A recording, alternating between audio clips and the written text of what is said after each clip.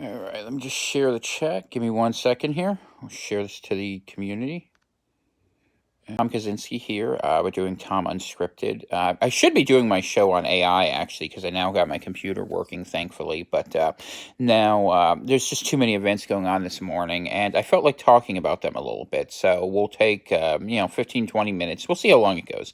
And if you have questions at the end, we'll put it in. But I titled today's show, what I call Pipelines, Palestinians, and Patronage. And I just don't like the confluence of events happening right now. So let's start with the big part of it. And by the way, if you want to see my other work, go to odyssey.com at the last war. I probably will have a show up for you all sometime tomorrow. It's just not going to happen today. Good morning, Farmer. Good to see you, by the way.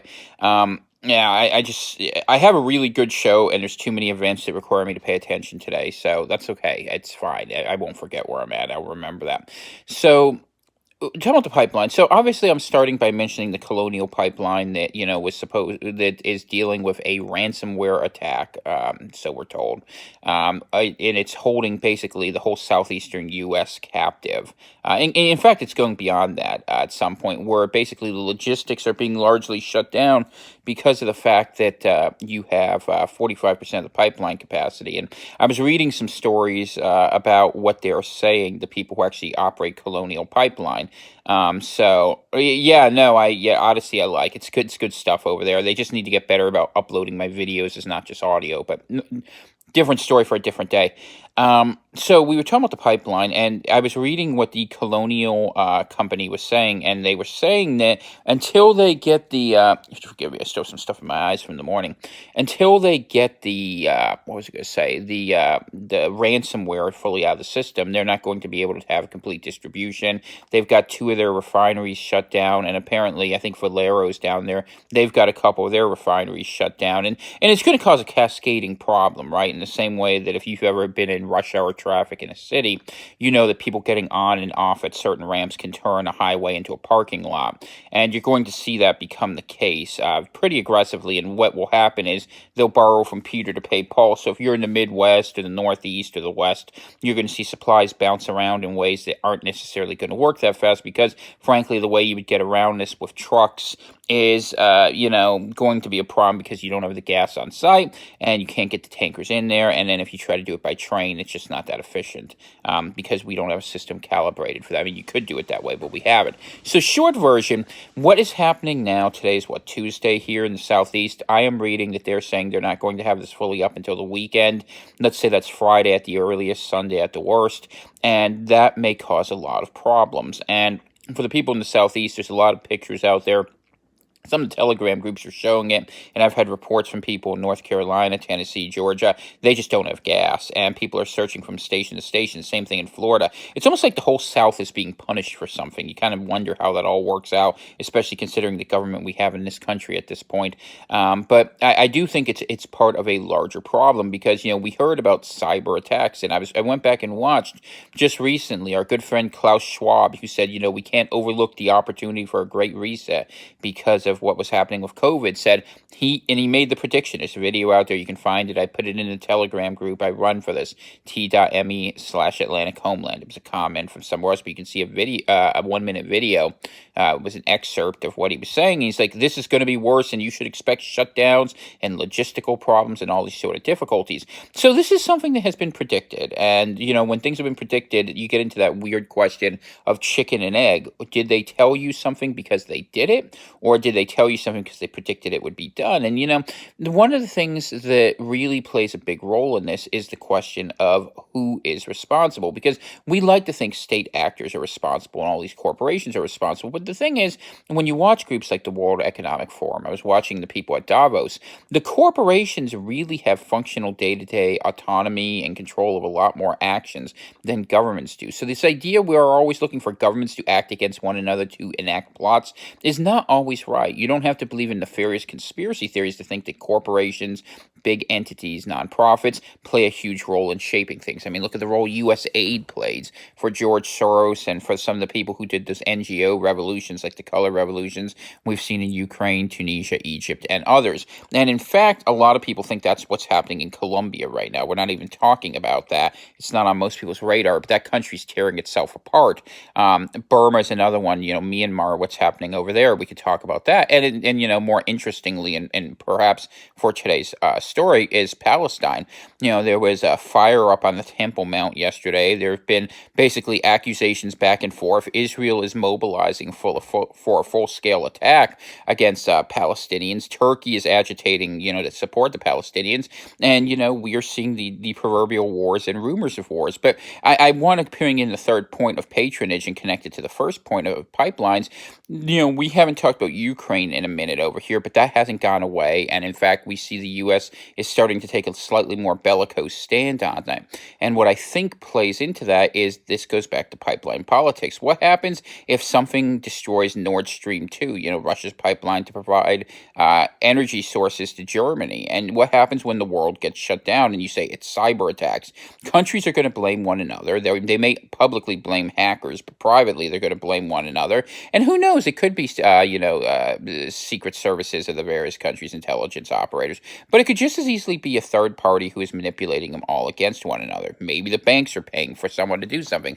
Because remember, they're scared of what's happening. Cryptocurrency getting big out there. The blockchain destroying the monopoly they have on fiat money. Just like the state fears losing fiat force, which it is losing, the banks fear losing fiat money. And so we end up with a world that's very disorderly. And because it's disorderly, it will go to war so that someone can establish dominance, because you cannot have this sort of competition and have it hold together very well. Beak, good morning. Everyone say hi to Dana. So what am I thinking in this? Why am I doing a little show this morning? What I'm wondering is this, are we in a lead up to a major shift in narrative? And I think it has already begun, because look, the vaccine narrative is what they've been pushing to death, but I think the people in charge have come to realize, at least here in the United States, we've reached the point where the people who want to get vaxxed have gotten vaxxed. The people who don't want to get vaxxed are not going to get vaxxed. And this is where we are. They may do other things to kind of push and pull people along and prod them along. But the reality is the government is going to have to start giving power back to the people unless things start getting worse. So what should you expect? Things will get worse. And what have they been doing? They've been talking about cyber attacks, solar winds, this idea that the operating software was hacked. The Russians are or the Americans will blame the Russians. The Russians will blame the Americans. The Chinese may be behind the whole thing. Who knows? Or it could be a third party actor. And, I tell you, it's a data point that's stuck in the back of my mind. I'm going to do some research on it. If anything came up, I doubt it did, but I'm going to look because I'm curious. Y'all might remember they had that explosion down in Tennessee in January that was in that building where it had almost like a false front and bricks behind it. And that thing got memory hold faster than anything. I wonder what role that played in this, and if it's related. It may not be, but for some reason, just my spidey sense is tingling. I feel like there was something there that was being played. And so we're going to figure out in these coming weeks what's happening. But what I will say is this. If the United States continues to experience ongoing shortages in supplies where they are not able to go ahead and move goods and services because of a lack of trucking, you will have food shortages, you will have logistics problems, and you will have public unrest happen very, very quickly. And considering the way cops have been treated by their public officials in a lot of places, don't be surprised if there isn't any law enforcement to handle that. So you could imagine pretty easily, knowing the South and its sort of demographic topography, somewhere like Atlanta could have problems. Charlotte could have problems. I would think Memphis could definitely have problems. Jackson, Mississippi has problems. And what could we see happen? New Orleans, maybe Houston, if Texas starts having issues.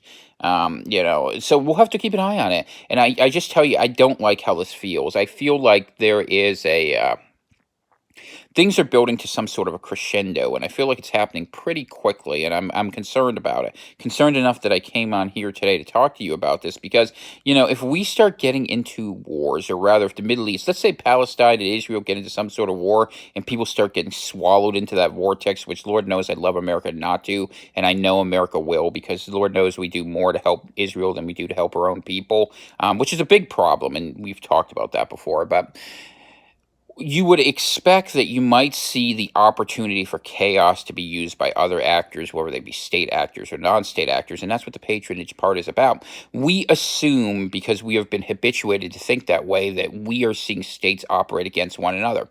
Valid theory may be true, but understand this: in an age of information and leverage over resources, there are plenty of non state actors who have the power, ability, and will to go ahead and reshape the world.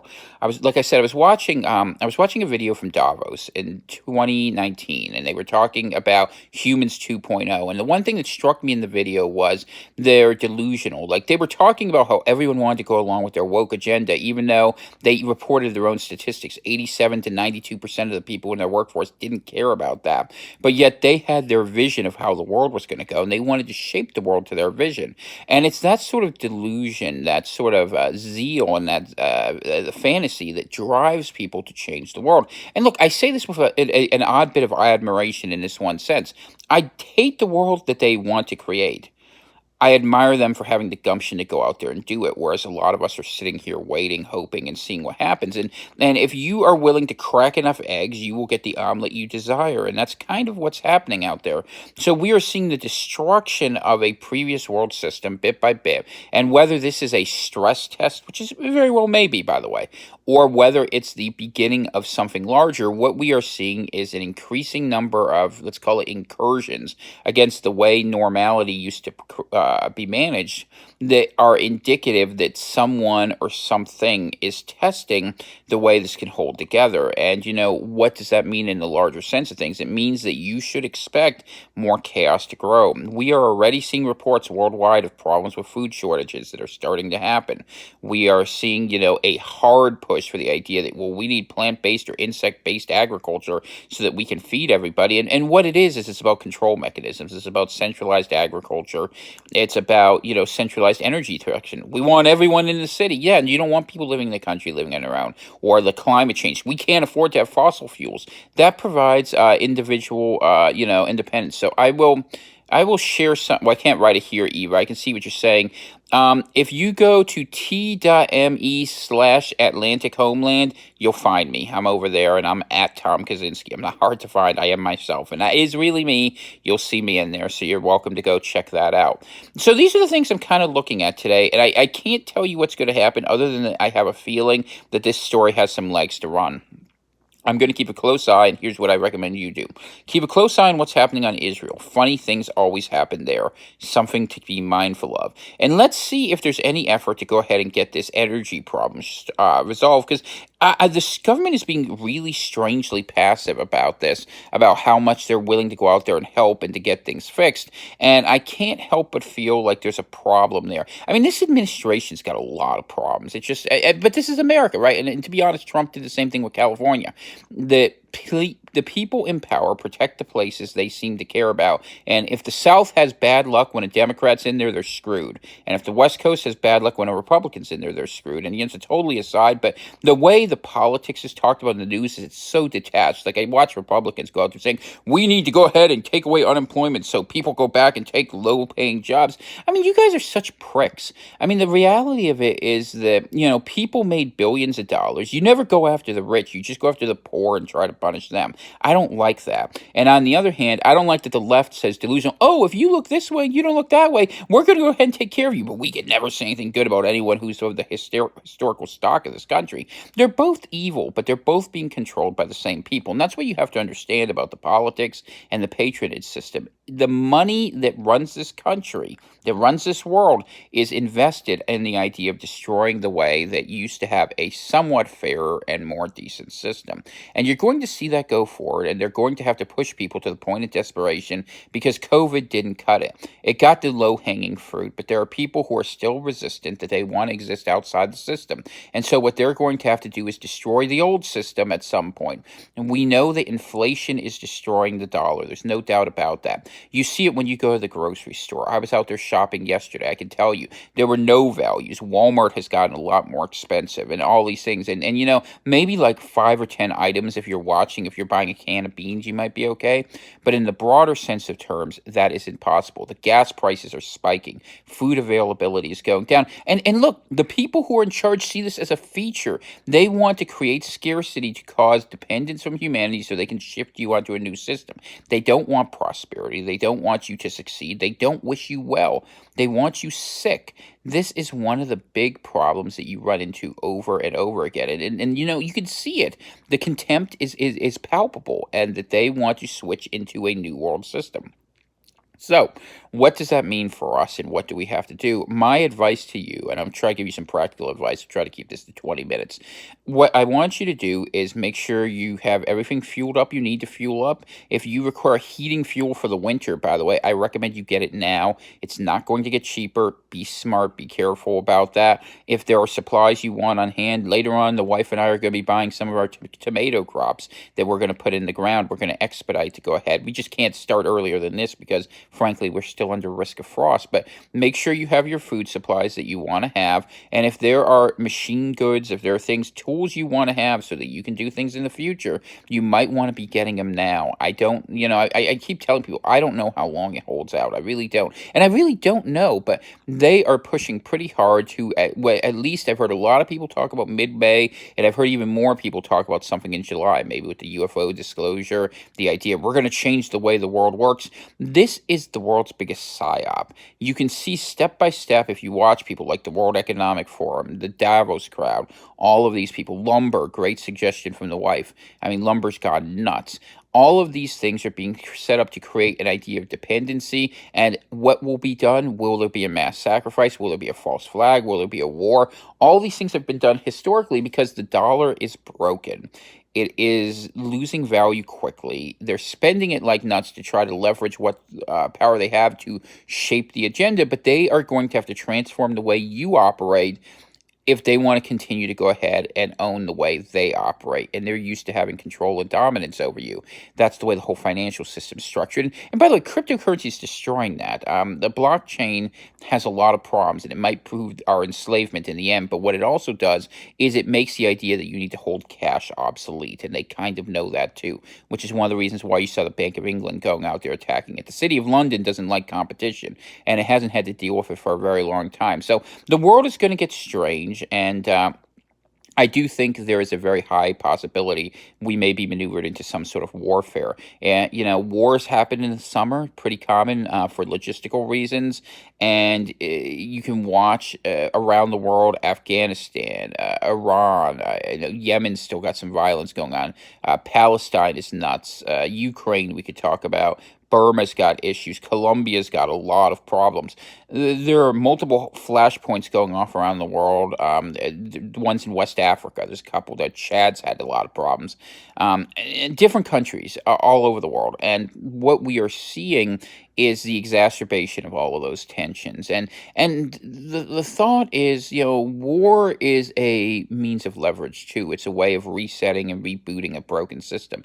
So as we watch our government sort of idly sit by and watch that France, great point, Little Dipper. I'm glad you mentioned that. I was reading, there's a great group on Telegram called Gallia Daily. I think it's GALLIADAILY, where you can go ahead and read some of these things. The French are getting very close to a civil war. I mean, the people there, I think as much as half the people actually want it, they're sick of what's, I'll say it, but the great replacement. And the people who are in charge think, hey, we're just going to keep the world as our oyster, because you have to understand, our elites are a class that don't see themselves as members of a nation or a tribe or an identity. They see themselves as a divergent human species that is going to merge with technology, get bigger than the rest of us, grab the best bits and pieces, and leave the rest of us as jettisoned, as flotsam on their way up to the top. And because of that, they just go ahead and they want to move pieces around the map. They don't care about culture because they think it's obsolete, and they think it's, it doesn't have any meaning to them. They give lip service to it, but to them, it's just an aesthetic. What ultimately matters to them, as same as it always did, was power, control, and dominance. And that's why they're evil, but they don't know they're evil because they don't bother to have any moral sense, because they think that's all a game and a joke. and they have nothing but contempt for the people who actually have enabled them every step of the way. And sadly, they go propagandize them in the sort of left-right paradigm, the usual BS, and they say, hey, if you're not working hard, and every Republican goes and works hard to go ahead and enable the same people who are destroying them. It's crazy, but this is the sort of political leadership you have in this country and around the world. And what has to happen is the people need to get past these sort of political divisions, recognize you have individual and collective identity, and recognize that you have been robbed, you are being controlled, and you can have different opinions about how much help families and individuals can have, but recognize that that is an immaterial argument at the time that we are being robbed blind by the people at the top who are the enemy of us all, and we will need to become very aware of that. So I would just prayerfully ask you to consider that you go ahead and ask, the Holy Spirit for some guidance on this. Consider looking at the Word, look at the Gospels, look how Jesus said about rich men in heaven. It's not too hard to talk about the way that the eye of the needle that you can't pass through. And you're right, left to right was invented by French revolutionists during their French Revolution. You're absolutely right. It was the Jacobins, and I'm going to give you some bad news you don't want to hear. Thomas Jefferson and Thomas Paine were actually sympathizers to it. America has a deep background to that. It runs through Freemasonry. You can look it up. I'm not making it up. But the whole world is caught in this paradigm because the bankers, the USD, all these pieces have been used to put in place. So now we are in the final stage where we are going to have to make choices about what we believe, what we stand for. And all I can tell you is that it's an individual choice you will eventually face. I can guarantee you that. So look out for your families, look out for your welfare. Be smart about what's out there, and just be careful, because something big is coming. I'm absolutely certain of it. We will see it come to fruition within the next 10 weeks, I'm sure. And it could be as early as today. I have no idea. What's the prophets always say? They don't set dates. I can't set dates, but what I can tell you is there's a series of events happening that are going to lead to more conflict, more contest, and that it is going to make a system that is already unstable tip over. At the end of the day, we have a world system that does not meet the needs of the people, that they do not want. So one of two things will have to change. Either the system will have to change, the people will have to change, or both. And the effort from the existing system is to modify people to continue the system in a way that can be held forward. We, if we choose to change ourselves, can offer an alternative. That's the best advice I can give to you. And what that means for you in terms of yourself, your lifestyle, and what your family needs is something you will have to consider. So please keep that in mind. What am I going to do? So the days ahead, I may do a deeper show on the pipeline stuff. I'll look at it. We'll see if there's enough out there or if it has some legs. If it holds, I'll probably do one over at Odyssey. I do want to do the show on AI. I do want to do the show on France. I do want to do the show on chronic Lyme. We've had a lot happening here. I just haven't had the time, and I had computer problems. So it is what it is. Do be careful, watch out, understand this. If you are going to be making any purchases, a lot of people ask me about hyperinflation. Do so today, not tomorrow. And I'm saying that because your purchasing value is going to continue to shrink into the future. How you choose to deal with that's your business. You might go ahead and do cryptocurrencies. You might do gold, silver. We could have a conversation on Friday. Maybe we will. We can talk about that. In fact, I think I will do that on Friday. We'll talk about different ways we deal with hyperinflation. So, Vanguard Group, BlackRock. I'm not going to go into deep on that Dipper, but I will mention it only this sense that these are the hedge fund guys who are basically being paid to launder Federal Reserve money into the corporate market. People don't really get into the inside politics of finance. My friend Lamprey Milk does that pretty well. But if you want to know the super 20,000 foot high version of it, the Federal Reserve has been laundering more money than the government can possibly handle into the market for a very long time, with the end result being that the certain big actors have been protected, that the purchasing value of the dollar has been destroyed, and that the woke culture moves along. And this is the thing you got to understand. These people, there's the idea that corporations are bowing down to woke culture because they're afraid of what they do. Corporations are enabling woke culture because they're trying to redefine humanity. They're bringing people in because they have a vision. Imagine if, your HR person got, drunk and high at the same time and thought they were going to rule the world as it sees fit, where everyone reported to the Department of Human Relations. That's literally how some of these people think about it. And I know that's a terrible, petty, awful world, but that's literally what has happened, and people have become drunk with power and madness. I do think we live in a time where people have gone crazy. Maybe it's because we don't seek the Lord out. Maybe it's because we don't have souls. Maybe it's because we're getting radiated to death. Who the hell knows? But What I do know is that we are dealing with things that on the surface sound utterly absurd, but what happens is people are living in their own fantasies. And it's one of the reasons why I want to do the show on AI. We are being caught in our delusions in a way that is really disturbing. And you're right about the hedge funds owning so much. I mean, and I'll tell you, if you don't know BlackRock, okay, BlackRock, let's pick a term. When you talk about BlackRock, you're talking about like black boxes, like the Kaaba, but it's all about Saturn worship, okay? And Saturn is a way of worshiping Satan. If you study occultism, it's the idea of that you have to pay for these things. And if you want to see something creepy, go down a rabbit hole. Go listen to the Rings of Saturn. That stuff's creepy. I mean, you can go down again, and look, you don't have to believe any of this. That's fine. But the people who practice this is stuff they do. So you probably should know a little bit of your esoteric as well. And you probably need more than anything defense against that, because once you're aware of things, they can't hurt you the same way. That's why you need to pray to the Lord Jesus Christ for your salvation, for your protection. And you know what? You may live or you may die, but what you do in the afterlife, that you have a choice about. So if you accept Jesus as your Savior, you will be saved if you go ahead and you mean that and you're repentant and you honor that. So that is the opportunity in the longer term. In the shorter term, what you have to do is learn how not to be deluded. That involves a lot of reading. If you watch my shows, I might help a little bit, but you need to pray and don't count on anyone's wisdom. Not my own, by the way, because I am as confused as anyone by this.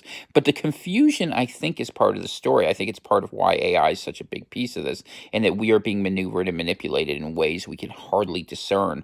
And, I know that sounds a little bit schizophrenic, and I'm aware of that, but you're dealing with attacks from basically hyper intelligences that are beyond our ability to easily understand. At the same time that they have what's it called, the sentient world simulation, where literally they have a predictive model for the behavior updated in real time of every single person who's at least connected online on this planet. So when you look at all of those different pieces, just because you can't understand something, it doesn't invalidate its reality. There are things beyond us, and relearning wisdom over intellect is the price we would have to pay in any case for a technologically advanced society. Whether that's a good thing or not, we could get into the arguments of that. Personally, I think we don't have the responsibility to, or I should say, the wherewithal to understand how to do that. But that's just my personal take on it.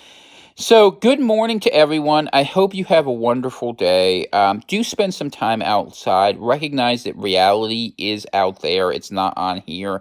But do be mindful of things. Keep an eye on Israel. Keep an eye on the pipelines. And I just have a really funny hunch that something's going to happen to Gulf or Nord Stream, and that they'll say, "Oh, it was a cyber attack by the U.S. against the Russians in response for the Russians." Who they'll probably blame for the cyber attack against our pipeline. And someone who's behind or above all of this could be responsible. Could be maybe a Chinese state actor, but I don't think so. I think it's someone behind the scenes, even behind them, because if you start to study the rise of China, the bankers were facilitating that every step of the way, and we are fighting in an age now where their leverage is being lost, and they know it. So do be mindful of that. I will be back on Friday, most likely. Do expect me to have a show over there on Odyssey. If I don't do it on Wednesday, I almost certainly will do it on Thursday. We'll just have to see how my health holds up. And I'm going to try to get a second one up over the weekend on one of the topics I've already discussed, or if things overtake. And if things do get funny, by the way, just remember the people who you pick to be around you are so important, and be very, very smart about it.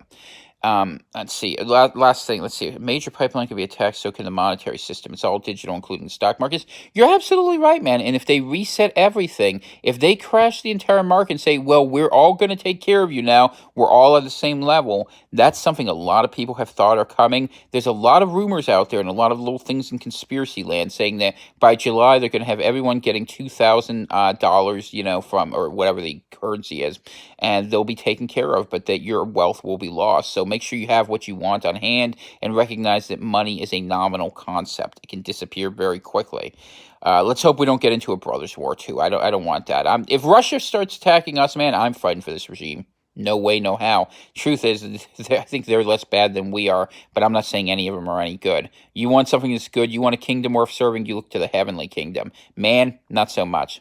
God bless you, brothers and sisters. You guys have a great day. May the Lord's blessing be upon each of your houses. May we safely go through this day, and may we bring wisdom to others and keep them from the things that make them sick and unsafe. And I just will say, I saw a video the other day of someone who got vaxxed, literally a magnet stuck to them. Something to consider. Just saying. Doesn't seem like a great thing to me. God bless. You guys have a good day. I will see you soon. Bye bye.